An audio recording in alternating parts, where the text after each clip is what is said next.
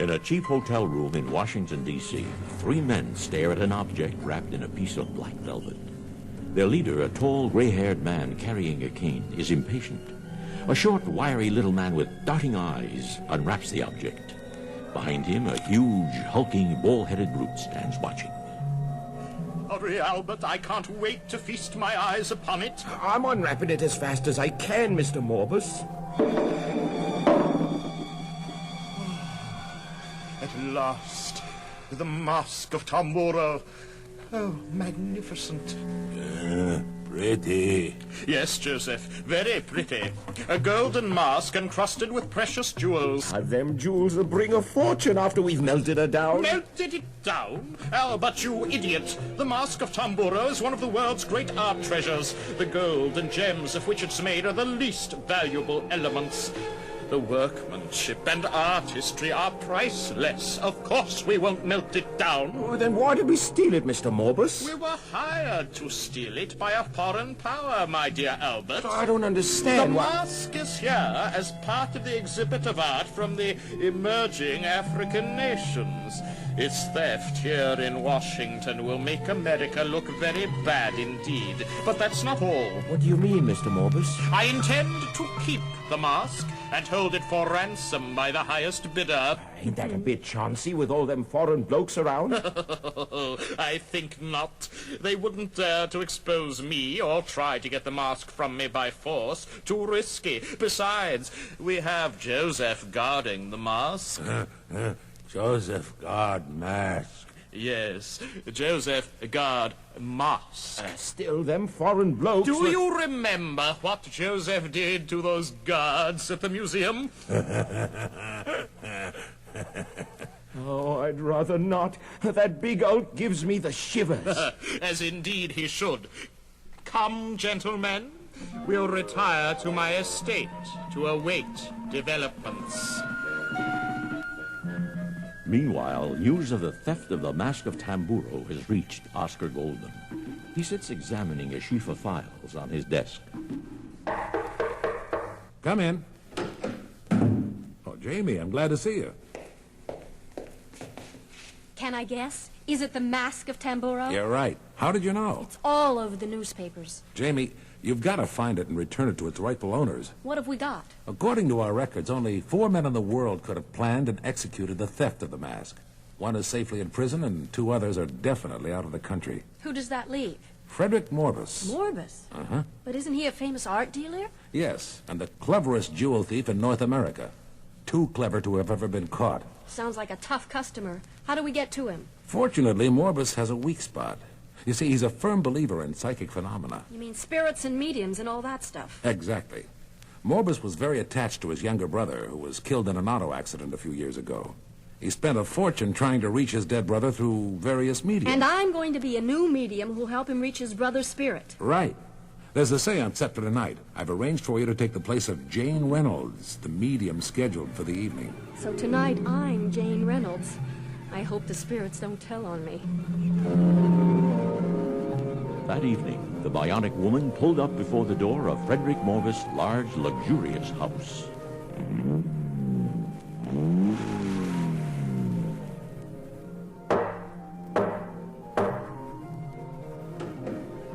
Yes, miss? I'm Jane Reynolds. I'm here to sit for Mr. Morbus. Come in, my dear. I've been expecting you. The others are due to arrive soon. Won't you come here into the library? Thank you. Won't you sit down, Miss Reynolds? Might I have a word with you, sir, out in the foyer? Excuse me. Sending her bionic hearing out into the foyer, Jamie heard Morbus and Albert speaking. Well, what is it? Mr. Morbus, sir. Shouldn't we move the mask, what with all them people coming for the seance? Don't be preposterous. No one will be anywhere near the wall safe in my bedroom. The Mask of Tamburo is perfectly safe where it is. Don't forget Joseph. So that's where he's got the mask. The wall safe in his bedroom. Somehow I've got to get in there. Forgive me, Miss Reynolds. Just an unimportant domestic detail. Mr. Morbus, I wonder if I might lie down and rest before your guests arrive. Sittings are so exhausting. I want to save my strength for our seance tonight. Certainly. I'll have Albert show you to one of the guest rooms. Following Albert upstairs, the Bionic woman found herself in a beautiful guest room. Now what? I don't even know which room is Morbus's bedroom, and I just can't wander around. I'd be caught. Wait a minute. Opening out her bionic hearing, Jamie heard a familiar sound. An alarm system, just like the one in Oscar's office. It must be coming from the wall safe in Morbus's bedroom. Homing in on the alarm system, the Bionic woman turned the doorknob to Morbus' bedroom. Joseph, God, Mask! Suddenly, before she could turn her head, Jamie was knocked senseless by a heavy blow.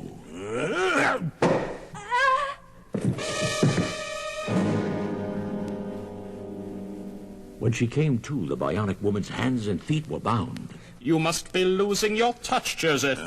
The lady's conscious already. Check her ropes. They're nice and snug, Mr. Morbus. So, Miss Reynolds, if that is your name, you weren't psychic enough to know that Joseph was guarding my safe, were you? Maybe not, but I know the Mask of Tamburo is inside it. We'll just check that out, shall we? Morbus disconnected the alarm system and opened the safe. He took the mask from its black velvet wrappings. Take a good look, Miss Reynolds. It will be the last thing you will ever see. Kill her, Joseph! Kill. In that instant, the Bionic woman snapped the heavy ropes that held her. She turned on the murderous Joseph, lifted him high in the air, and...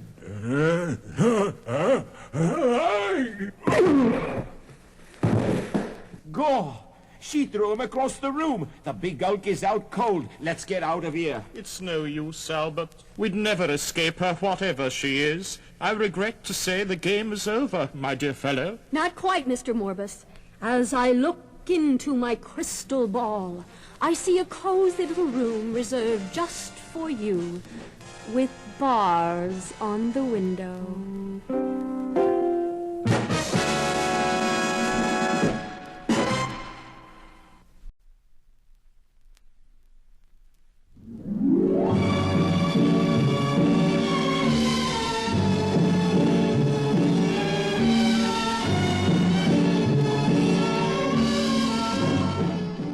In his throne room, the ruler of Arak, a small kingdom in the Sahara Desert, angrily faces a foreign visitor. I have spoken, Ambassador Cole. America will no longer rob us of our precious calamite. Your Majesty, only 6 months ago you signed an agreement to sell your entire production of calamite to the United States. I don't understand. Enough! I will not sell calamite to your warlike nation to help you bring about an atomic war. It goes instead to defend the peace-loving countries of Eastern Europe from your mad aggression. But King Gamal... This audience is at an end. Go!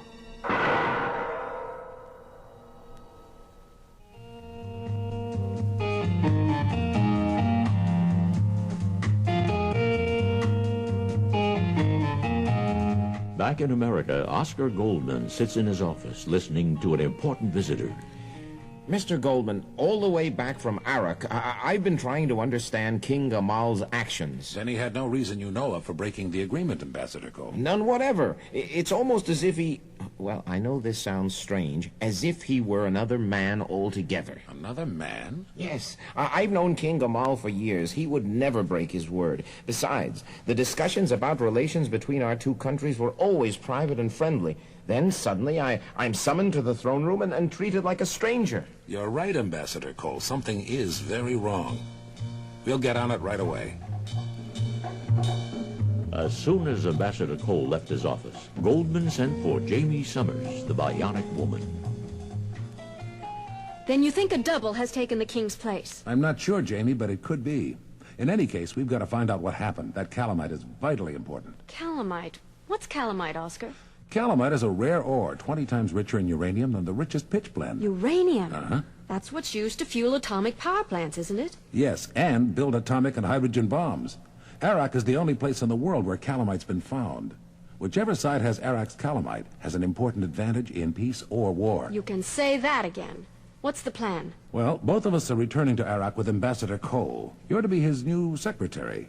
I'm going as his new assistant. There's going to be a big celebration for the king's birthday. And Ambassador Cole will be there. With his new secretary and his new assistant. That birthday party will give us a lead to what happened. I'm certain of it. Get ready. We take off in an hour. During the flight back to Arak, Ambassador Cole, Oscar Goldman, and the Bionic Woman spent the entire time talking about King Gamal's sudden change of heart.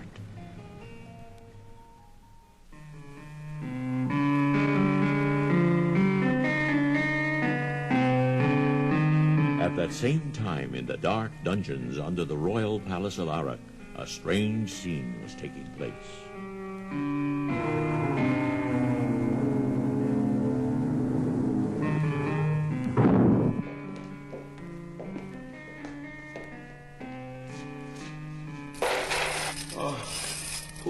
Who's there? Answer me. I command you. You can no longer command anyone, my brother. So, it's you, Ahmad. I might have known. But when the people find out what you've done, they will... People will never find out, my brother.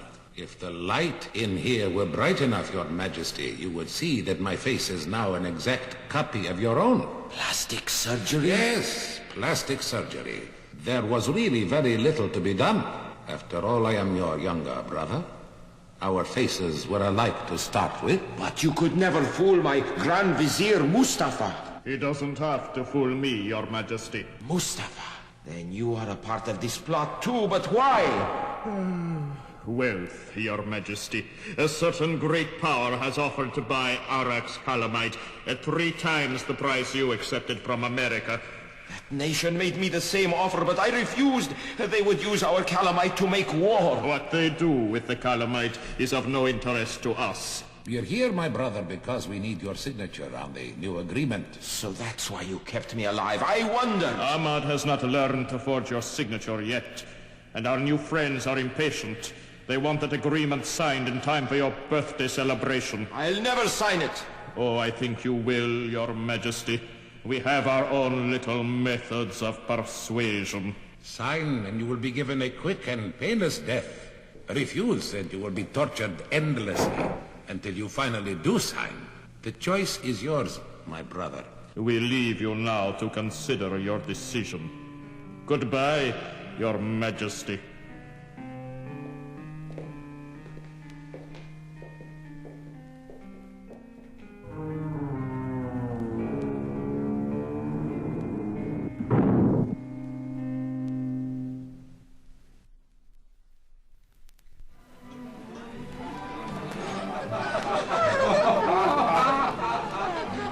A few days later, Ambassador Cole, Jamie, and Oscar Goldman stand talking together in the grand ballroom of the palace. The celebration of the king's birthday is underway, and the ballroom is filled with guests. Goldman speaks. What do you think, Ambassador? Well, he looks and sounds like the king, but... But you don't believe it is the king, right? Right, Miss Summers. What's even more puzzling, Mustafa, the Grand Vizier, doesn't seem to notice the change. Jamie, look. The king and his Grand Vizier are going off together into that anteroom. I see, Oscar. Leave it to me. Focusing her bionic hearing on the anteroom, Jamie hears the 2 men arguing. I tell you there's no other way. The king refuses to sign. We must use sterner measures. No, Mustafa. He is still my brother. I cannot stand by and see him tortured no matter what you say. Weakling. You have no other choice. If you don't go through with it, I'll expose you as an impostor myself. You'll be executed, and I'll be the hero who trapped the traitor Ahmad. Now, shall we go to the dungeons and wish the king happy birthday? Oscar, Ambassador Cole is right. That's not the king. It's his younger brother.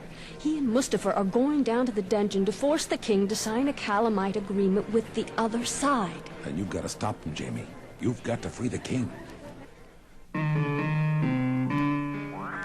Tracking Mustafa and Ahmad with her bionic hearing, Jamie slipped away from the crowded ballroom.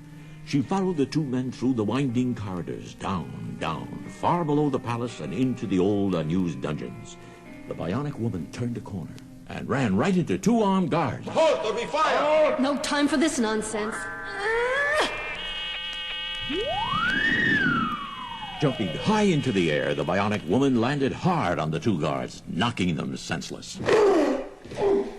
Got to hurry.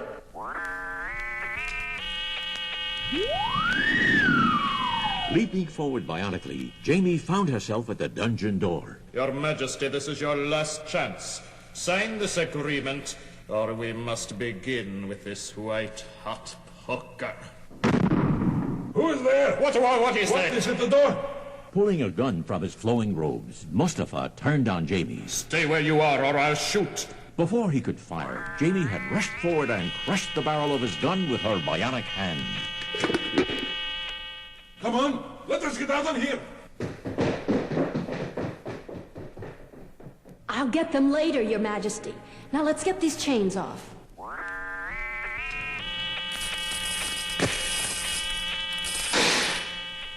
Who and what are you? Some kind of genie? How can I ever thank you? My name is Jamie Summers. But don't thank me, Your Majesty. Thank Ambassador Cole. He was the one who realized that something was wrong. My good friend, Mr. Cole. Let's go, Your Majesty. There's a birthday party going on upstairs, and you're the guest of honor.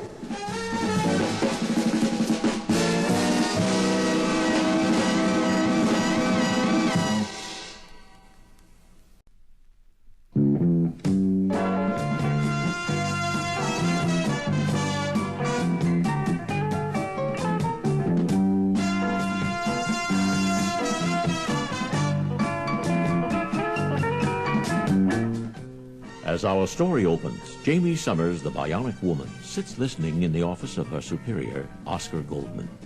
Goldman speaks. Jamie, we have reason to believe that John Crawford is a traitor. John Crawford? Of Crawford Industries? Mm-hmm. But he's always been a loyal American. Why should he be a traitor? We don't know, Jamie, but we do know that Crawford Industries has been secretly developing a disruptor that can stop jet planes in flight. That's incredible. Not really. Crawford is an electronic genius. He could design such a device if anyone could. Our information is that an unfriendly nation is negotiating to buy the disruptor. Where do I come in? Your mission is to stop that sale. Do whatever you have to. Steal the plans, wreck the working model if need be, but stop that sale. Security at Crawford Industries is sure to be pretty tight. How do I get in? Through the front door. You're to pose as Jamie Wilson, a reporter for Trend magazine. You're to pretend you're doing a story on Crawford for their special science issue. Great. When do I leave?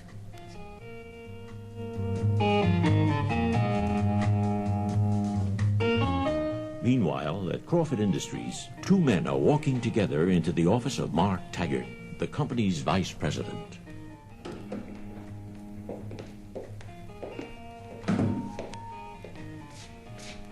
Taggart, you're certain your office is safe, that it's not bugged? Don't worry, Mr. Peters. Crawford himself made all the executive offices bug-proof with one of his inventions. Any listening device operating in any of the offices sets off a buzzer hidden in the room. You can speak freely. Good. My country is prepared to pay you $1 million as agreed, as soon as the plans and the working model of the disruptor are turned over to me. When will you deliver? As soon as Crawford is out of the way. What do you mean, Taggart? Crawford has to be eliminated. Before long, he'd find out what's happening. What are you going to do? Tomorrow morning, Crawford flies to Washington on business. His jet plane will have an unfortunate accident. You're going to test the disruptor on its inventor. Very amusing. No, Peters. This is no test. It's simple murder. The disruptor works. There's no doubt of that. Perhaps. But before I turn over the money, I want to see the disruptor in action. Of course. We'll go to the testing lab and you can see for yourself.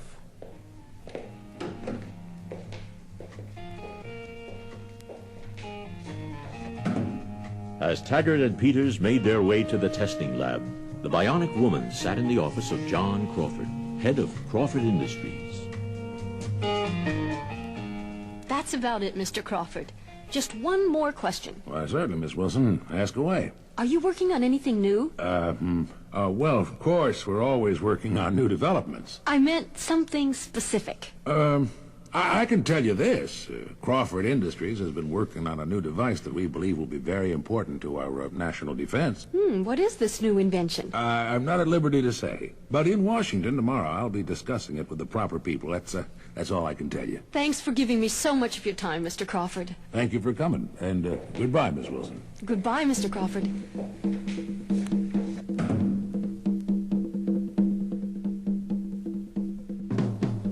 Turning the corner, the bionic woman ducked into an empty office and hurriedly placed a telephone call. Oscar, I don't think Crawford's our man. Why not? He told me about a secret device he intends to give to the government. I'm sure he means the disruptor. Then someone else at Crawford Industries could be the traitor. Look, stay with it, Jamie, but be careful. Right, Oscar.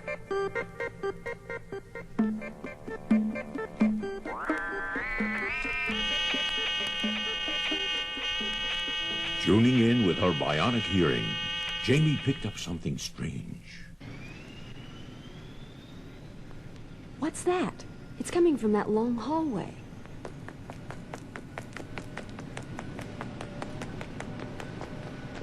Jamie's way was blocked by a large steel door. Then suddenly...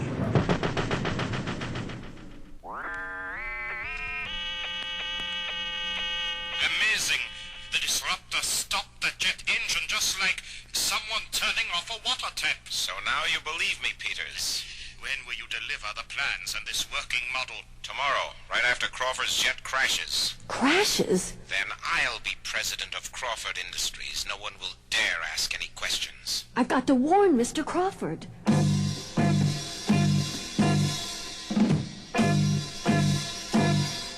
And that's the whole story, Mr. Crawford. You must be out of your mind, young lady. I've known Mark Taggart for 20 years. He'd never do anything like that. Please, you've got to believe me. And that nonsense about hearing it all through a 6-inch thick steel door. I don't know what your game is, but I'm not having any. Back at Oscar Golden's office. It's no use, Oscar. I don't know what to do. They're going to kill Mr. Crawford and everyone else on that plane. There's just one chance. Jamie, you've got to get back into Crawford Industries and wreck the disruptor. You're right, Oscar. It won't be easy, but it's the only way. Carefully avoiding the guards and security alarms, the bionic woman was soon back at the steel door leading to the testing lab. What luck! It's open. Put your hands up and don't move a muscle. This gun I'm holding is no toy. Taggart! She knows you. And I know you too, Peters. What else do you know, pretty lady? I know you're planning to kill Mr. Crawford by using the disruptor on his plane tomorrow. I tried to warn him, but he wouldn't believe me. What are we going to do, Taggart? Stay cool, Peters. Tie her up with this wire.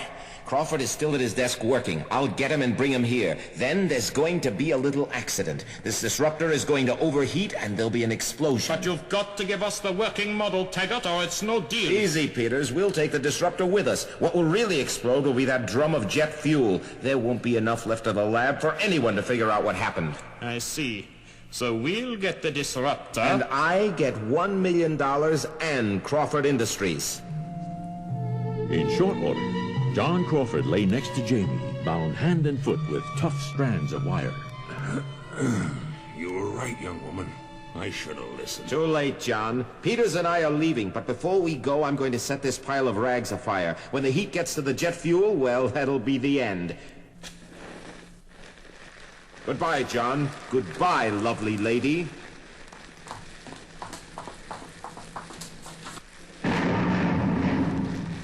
No time to worry about giving away the game. I've got to get us out of here, and fast. Now I'm loose. Up you go, Mr. Crawford! What's going on here? No time to explain. In one bionic leap, with a startled Crawford on the one arm, the bionic woman covered the 50-foot distance to the door. They've locked it. Oh, then we're finished. Not quite.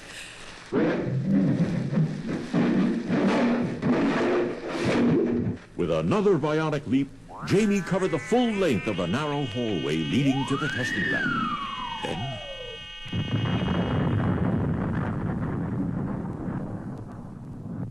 So Taggart and Peters were caught by Mr. Crawford's security men and turned over to the police. And Crawford? He's on his way to Washington with the disruptor. Hey, I call that a very successful mission. Great.